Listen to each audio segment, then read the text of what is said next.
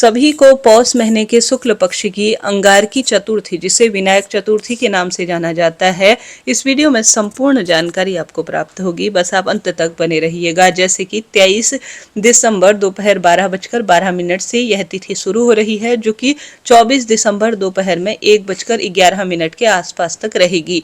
दोनों तिथि पर चतुर्थी तिथि व्याप्त है, परंतु व्रत की जो चतुर्थी है वह पंचांग में 23 दिसंबर 2025 मंगलवार की दी हुई है। आप सभी अगर व्रत करते हैं, जैसे शुक्ल पक्ष और कृष्ण पक्ष दोनों चतुर्थी के, जो कि गणेश जी महाराज को समर्पित है, तो आप पंचांग अनुसार 13 तारीख की कीजिएगा, लाभ होगा।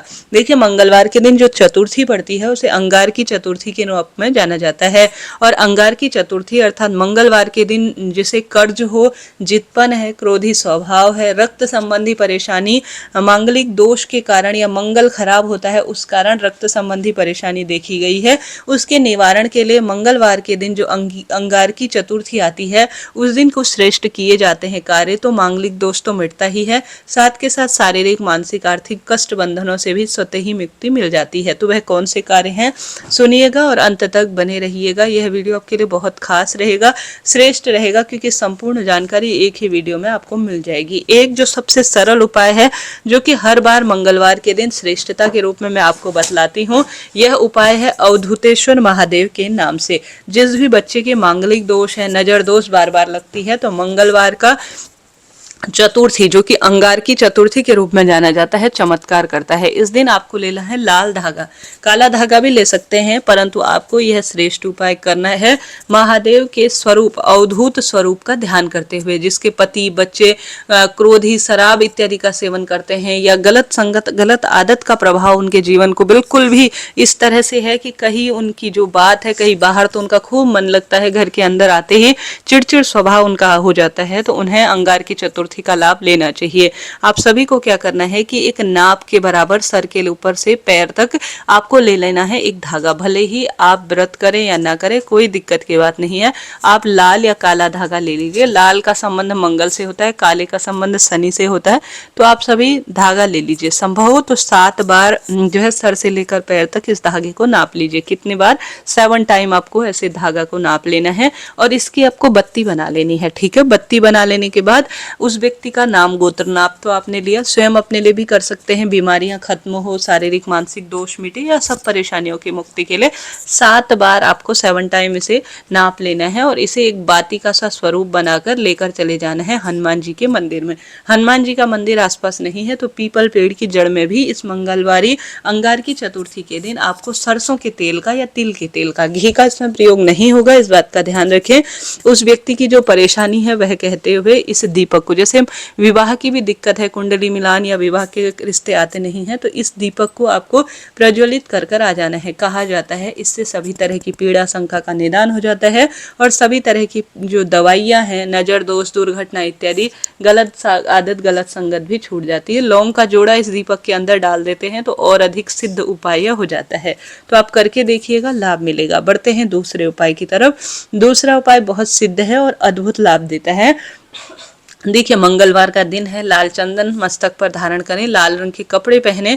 सूर्य भगवान बहुत सुंदर इस पौष के महीने में पूजित हैं, तो आप जल के लोटे में लाल चंदन, लाल पुष्प, अक्षत इत्यादि डालकर सूर्य भगवान को जल जरूर चढ़ाएं। इसके साथ साथ आप सभी के घर पर महादेव विराजित है। हम सभी शिव भक्त हैं, घर के मंदिर में हो या महादेव के मंदिर में, जहां पर भी विराजित हो, आपको एक जल का लोटा लेना है। मंगलवार के दिन जब भी शिवलिंग पर जल चढ़ाए ना, कर्ज की मुक्ति के लिए ऋण मुक्तेश्वर महादेव की जय कहते हुए, या तो आपको गेहूं 108 की संख्या में 11, 21, 51 भी चढ़ा सकते हैं, कोई दिक्कत नहीं।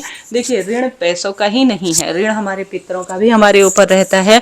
हम जिस स्वरूप में प्रकृति का निर्वाह कर रहे हैं, अर्थात जो प्रकृति से हम ले रहे हैं, शुद्ध हवा, ठंडा जो है पानी, या किसी भी स्वरूप में जो भी हम ग्रहण कर रहे हैं, वह एक तरह से हम ऋण या किसी न किसी स्वरूप में हर चीज का आस्वादन ही कर रहे हैं और ये भगवान जी द्वारा प्रदत्त है और भगवान जी की चीजें ही हम उन्हें समर्पित करते हैं, तो हम हर तरह के ऋण से मुक्त हो जाते हैं।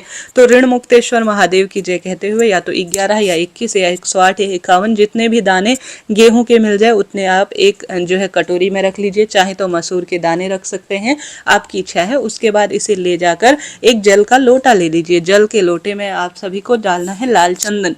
ठीक है। लाल फूल आपको डालना है, लाल चंदन साथ में लेकर जाना है और महादेव के मंदिर में पूर्वी या उत्तर दिशा की ओर आपको बैठ जाना है और शिवलिंग पर लाल चंदन और लाल पुष्प डालकर शिव का अभिषेक करना है और लाल चंदन से शिव का जो है सुंदर आवरण उनका जो है श्रृंगार करना है और साथ के साथ माता गौरी को भी सुंदर रूप में आपको लाल चंदन, लाल चुनरी इत्यादि समर्पित करना है। उसके बाद जो आपके पास 108 या 11, 21 की संख्या में गेहूं या मसूर के दाने लिए हैं, ऋण मुक्तेश्वर महादेव की जय कहते हुए आपको शिवलिंग पर इन्हें समर्पित कर देना है। फिर प्रार्थना कर कर आप अपने घर पर आ जाएं। कहा जाता है इन सरल सरल कार्य से सिद्धि मिलती है, रोग दोष कष्ट संकट पीड़ा से मुक्ति मिल जाती है। गणेश पुराण में ऐसा वर्णन है कि मंगलवार के दिन जो चतुर्थी आती है उसे अंगार की चतुर्थी कहा जाता है।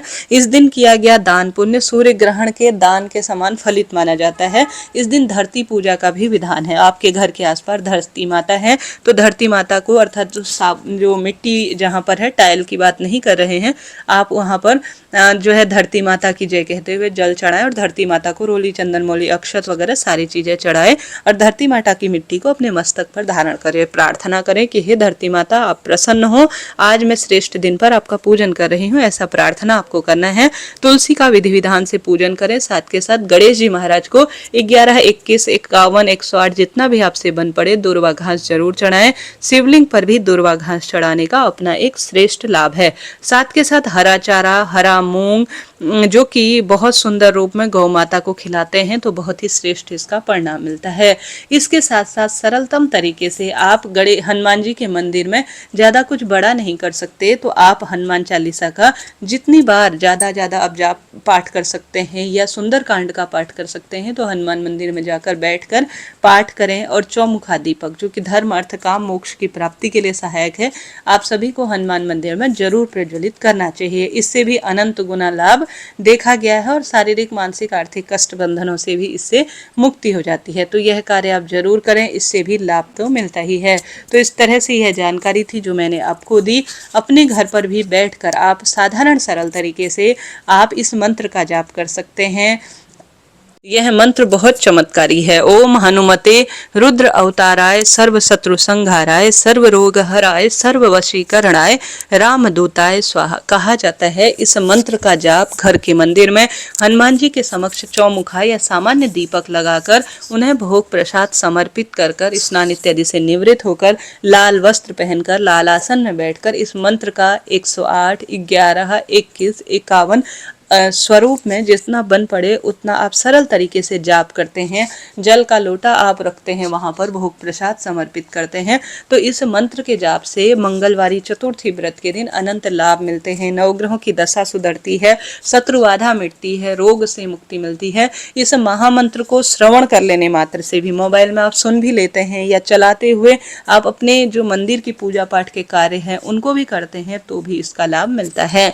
सर्दियां अपने चरम सीमा पर हैं। गर्म वो जो वस्तु होती है, जैसे कि अभी जो भी उपलब्ध आपके पास चीज है, जैसे कि तिल का दान, गुड़ का दान, गर्म वस्त्र का दान, इस दिन बहुत अधिक लाभ देता है, ऐसा शास्त्रों में वर्णित है। सूर्य ग्रहण के दान के समान यह फल देने वाला होता है। तो अंगार की चतुर्थी व्रत के दिन कम से कम इन सरल सरल चीजों का दान करें।